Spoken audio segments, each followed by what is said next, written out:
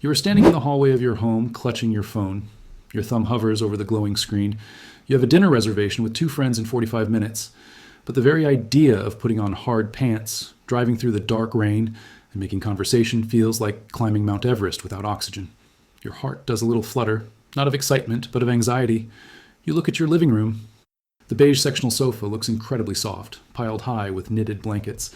The warm light from the floor lamp is inviting. It is safe here. It is quiet. It is yours.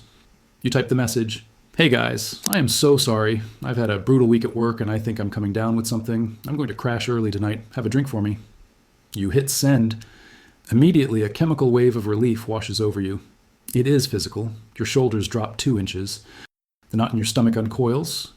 You unbutton your stiff work collar and toss your keys into the ceramic bowl on the entry table. Clink. You tell yourself, "This is the right choice. I am protecting my energy. If I stay home, I can wind down properly. I can get into my pajamas by 7:30. I can finally catch up on all that sleep I've been missing." You order Thai food. You dim the lights. You create the perfect, quiet, controlled environment. You are the master of your domain. But now, cut to 6 hours later. It is 2:13 a.m. The house is silent, save for the rhythmic, taunting hum of the refrigerator downstairs. You are not sleeping. You are lying on your back, staring at the ceiling fan, which is perfectly still in the gloom. The relief you felt at 6:15 p.m. has curdled into a distinct, sharp frustration. Your mind is racing faster than it was at the office. You flip your pillow to the cool side, but the heat radiating from your neck warms it instantly. Your jaw clenches. You kick the heavy duvet off your legs because you are suddenly sweating, then immediately pull it back up because you feel exposed. You mutter into the darkness, "I did everything right. I stayed home. I relaxed. I didn't drink. I wound down. Why can't I just turn off?" If this scene feels uncomfortably familiar, I want you to know 2 things immediately. You are not alone, and you are not broken. But you have fallen into one of the most counterintuitive traps in sleep psychology. It is called the Homebody Paradox. And today, we are going to explore why your love for staying home and your attempt to save energy for sleep might actually be the very fuel that keeps your insomnia burning. Hello and welcome. If we haven't met, I'm a sleep psychologist specializing in behavioral sleep medicine. I work with thousands of adults just like you, high-functioning, intelligent people between the ages of 30 and 65 who are desperate for rest. Today, we are diving deep into a topic that rarely gets the headline treatment it deserves. We often hear about caffeine, blue light, magnesium supplements, and weighted blankets, but we rarely talk about lifestyle constriction, specifically the tendency to withdraw into the home to protect our sleep. In the clinical world, what you did in that opening story, canceling plans to avoid fatigue, is called a safety behavior. When we feel threatened, and chronic insomnia feels like a massive threat to our health and sanity, our evolutionary instinct is to retreat. We pull back. We cancel plans. We avoid the gym. We spend more time in the safe zone of our house, believing that by reducing stimulation and conserving energy, we are increasing the probability of sleep. This is especially common if you are naturally introverted, or if you are neurodivergent, perhaps you have ADHD, or you're on the autism spectrum, and the outside world feels overstimulating. Your home is your sanctuary. It is where you decompress. That is valid, and it is important. However, there is a fine line between decompression and deprivation. By loving the comfort of your home too much, or rather by using your home as a shield against the world to fix your sleep, you may be inadvertently dismantling the 3 main biological systems that control your sleep: your homeostatic sleep drive, your circadian rhythm, and your conditioned arousal response. It makes logical sense, doesn't it? If a car is running out of gas, you stop driving it. You park it in the garage. But the human sleep drive does not work like a fuel tank that needs to be preserved. It works like a spring that needs to be compressed. When you turn your home into a fortress against exhaustion, you often turn it into a prison of wakefulness. You create a blurred environment where rest and stress mix together until your brain can't tell the difference. Over the next 20 minutes, we are going to dismantle the myths surrounding resting at home. I am going to show you the peer-reviewed evidence on how social isolation and low physical movement impact sleep architecture. We will look at the neuroscience of the bored brain and biological darkness. And finally, I will give you a comprehensive, flexible protocol to reclaim your life outside the house. And please, do not worry, I'm not going to ask you to become a party animal or run a marathon. This is about finding the minimum effective dose of stimulation to reset your biology, regardless of your personality type or energy levels. Let's start by looking at the stories we tell ourselves. When I treat patients in my clinic, from 35-year-old remote workers in Seattle to 60-year-old retirees in Florida, they often cling to specific beliefs about why staying home is necessary. Let's look at the evidence and separate the myths from the scientific truths. Myth 1. I have to stay home and rest on the weekends to catch up on the sleep I lost during the week. The scientific truth: resting is not the same as building sleep pressure. Inactivity destroys your appetite for sleep. The evidence: this is perhaps the most pervasive myth. We conflate relaxation with sleep drive. According to the two-process model of sleep regulation, pioneered by Dr. Alexander Borbély, sleep pressure, process S, is determined by the accumulation of a chemical called adenosine. Here's the hard truth. Adenosine is produced when you're active, when your neurons are firing, when you're moving, engaging, and burning energy. When you stay home, lounge on the couch, and rest all day, your adenosine production flatlines. You are essentially trying to inflate a tire without a pump. There is a critical difference between fatigue, feeling exhausted, heavy, and drained, and sleepiness, the physiological ability to fall asleep. A study published in the Journal of Sleep Research has shown that sedentary behavior is directly linked to longer sleep onset latency. By saving your energy, you are actually destroying your biological need for sleep. You might feel wrecked, but your brain is not chemically prepped for shutdown. Myth 2. My bedroom is my sanctuary. Spending more time there helps me associate it with comfort. The scientific truth: spending non-sleep time in the bedroom creates conditioned arousal. The evidence: if you love staying home, you likely spend time in your bedroom reading, scrolling, worrying, or just resting with your eyes closed. In behavioral psychology, this is known as classical conditioning, Pavlov's dog. If you spend 8 hours in bed sleeping and 4 hours in bed lying awake or resting, your brain maps the bed to wakefulness. The American Academy of Sleep Medicine, AASM, highlights stimulus control therapy as the first-line treatment for insomnia. The core tenet: the bed is only for sleep and intimacy. Every minute you spend in your sanctuary while awake, you're training your brain that the bed is a place for thinking, worrying, and resting, not sleeping. You are unwittingly turning your sanctuary into a torture chamber. Myth 3. I'm an introvert. Social interaction drains me, so staying home should help me sleep. The scientific truth: social isolation weakens Zeitgebers, time givers, and you don't need intense socialization, just presence. The evidence: I want to be very clear here. Introversion is a valid personality trait, and protecting your social battery is important. However, biological sleep rhythms rely on external cues called Zeitgebers. The strongest Zeitgeber is light, but the second strongest is social interaction. Research in the journal Sleep Medicine Reviews indicates that social rhythms, seeing other humans, hearing voices, the subtle cues of community, help anchor our circadian clocks. When you withdraw completely, you remove these anchors. This doesn't mean you need to go to a loud bar. Even a quiet exchange with a barista, or working from a library where other people are simply present, provides enough signal to the brain that it is daytime. Without this, your brain loses track of the 24-hour cycle, leading to weaker melatonin release at night. Myth 4. I have plenty of windows, so I get enough natural light to regulate my sleep cycle. The scientific truth: windows block a significant portion of the light spectrum needed for circadian regulation, and indoor light is almost never bright enough. The evidence: your body clock, circadian rhythm, is entrained primarily by light intensity, lux. Outdoor lux levels, even on a cloudy day, range from 10,000 to 100,000 lux. Indoor lighting in a typical American home is often below 500 lux. Furthermore, most modern windows have low E coatings that filter out specific wavelengths of blue and UV light. A seminal study in the Journal of Clinical Sleep Medicine demonstrated that office workers with direct window exposure slept significantly more than those without, but simply sitting near a window in a home environment is often insufficient. By staying indoors, you're depriving your suprachiasmatic nucleus, the master clock, of the signal that it is day. This leads to a drifting rhythm and a failure to produce melatonin at the correct time in the evening. Myth 5. Napping on the couch is harmless as long as I don't sleep in my bed. The scientific truth: snacking on sleep ruins your dinner. The evidence: if you are a homebody, the temptation to doze off during a movie or while reading on the sofa is high. You might think, it's just 20 minutes. But if you have insomnia, your sleep drive is already precarious. Think of sleep drive like hunger. If you have a big dinner planned, an 8-hour sleep, but you snack on cheese and crackers, dozing on the couch, at 6 p.m., you will not be hungry at 10 p.m. Even a microsleep of a few minutes can dissipate enough adenosine to make falling asleep at night difficult. The home environment, with its readily available, comfortable surfaces, presents a constant temptation to snack on sleep, which causes fragmented sleep architecture at night. Myth 6. Bed rotting, staying in bed all day, is a valid form of self-care. The scientific truth: extended time in bed destroys the boundary between day and night, leading to mood deterioration and insomnia. The evidence: Bed rotting has become a popular term on social media, often framed as a response to burnout. And while taking a day to recover is sometimes necessary, making this a habit is a disaster for sleep hygiene. A study in the Lancet Psychiatry found strong bidirectional links between disrupted circadian rhythms and mood disorders. When you spend the day in bed, you confuse your brain's place cells in the hippocampus. The bed becomes a place of eating, scrolling, and existing rather than sleeping. Furthermore, the lack of vertical posture, orthostatic stress, can lead to physical deconditioning, making you feel more tired and achy the longer you stay in bed, creating a vicious cycle of lethargy.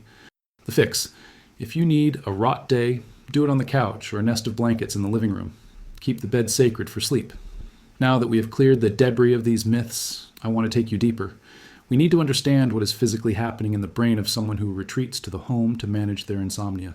We are going to look at 3 specific mechanisms: the SCN loop, the default mode network, and the HPA axis. The suprachiasmatic nucleus, SCN, and biological darkness. Your master clock, the SCN, is located in the hypothalamus. It is incredibly sensitive to light intensity. When you stay home, even if you have the windows open, you're living in what scientists call biological darkness.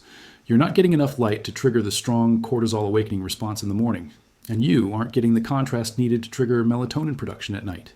Your SCN operates on contrast. It needs a loud signal of brightness in the morning to differentiate from the darkness of night. By staying indoors, you flatten this curve. The result is a circadian rhythm that drifts.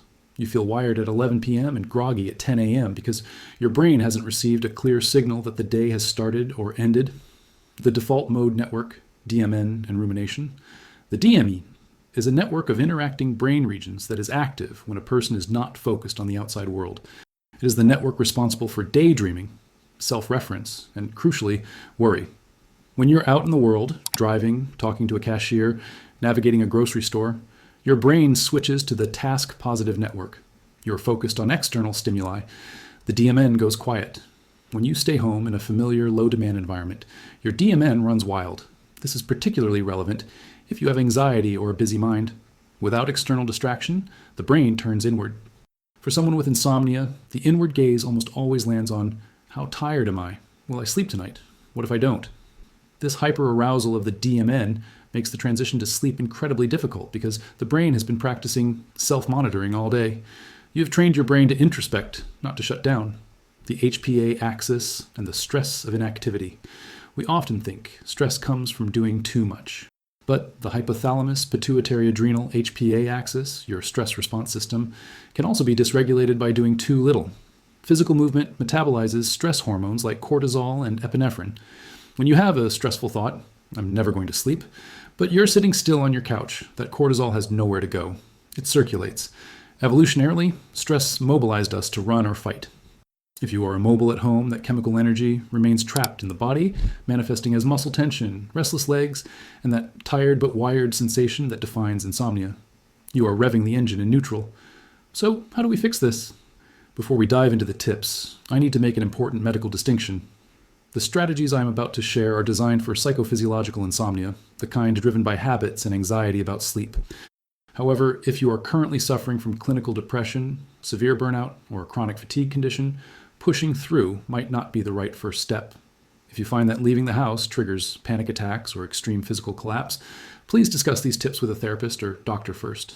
Your path might need to be slower and gentler, but for the majority of us whose insomnia is fueled by a safety trap, we need to view engaging with the world as a prescription.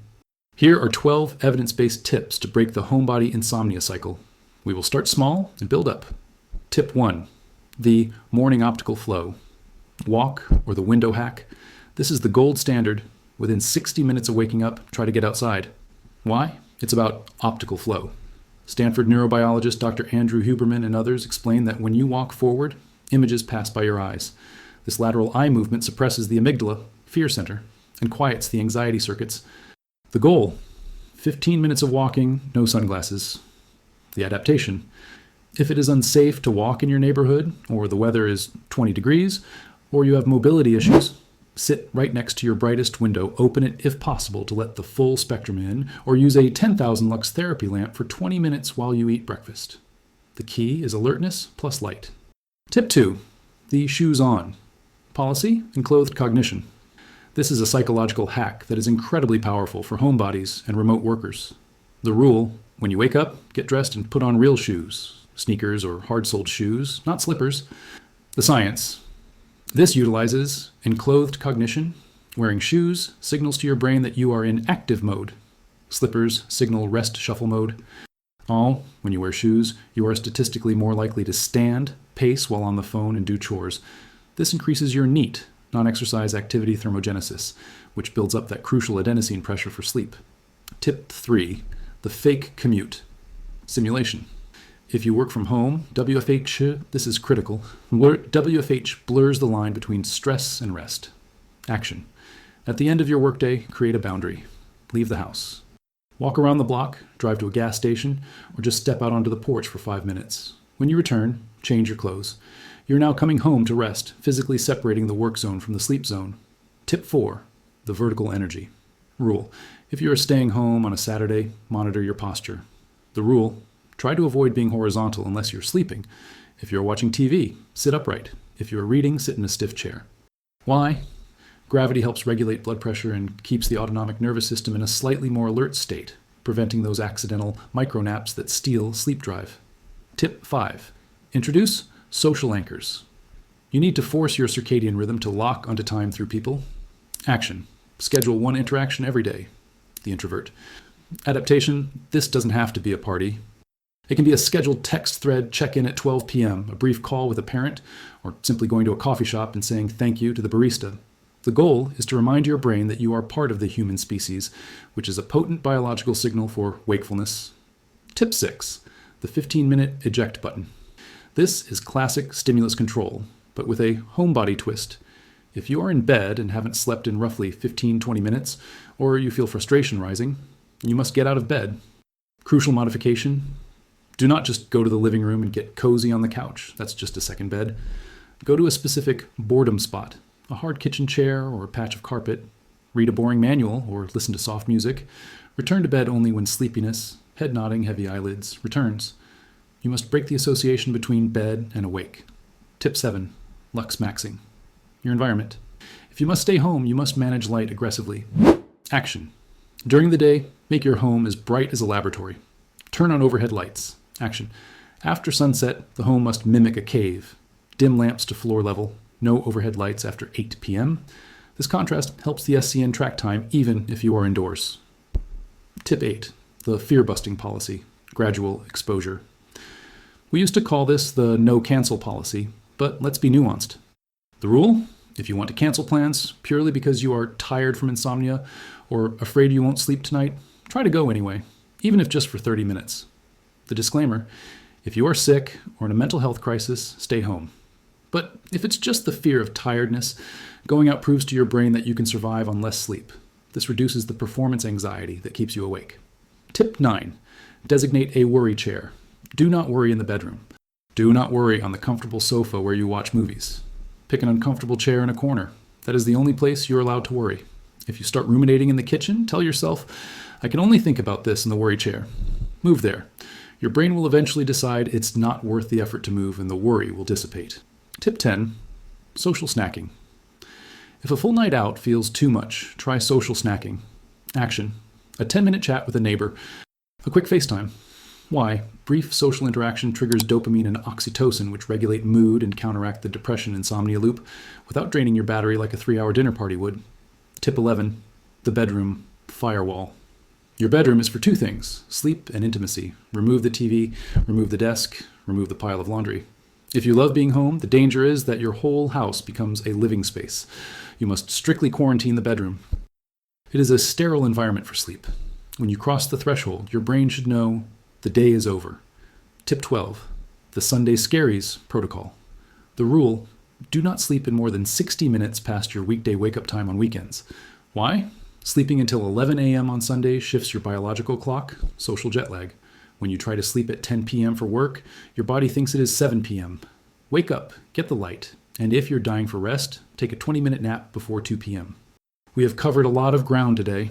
We started in that hallway in Philadelphia, feeling the relief of canceling plans, and we traveled through the neurobiology of adenosine, the circadian rhythms of the SCN, and the trap of the default mode network.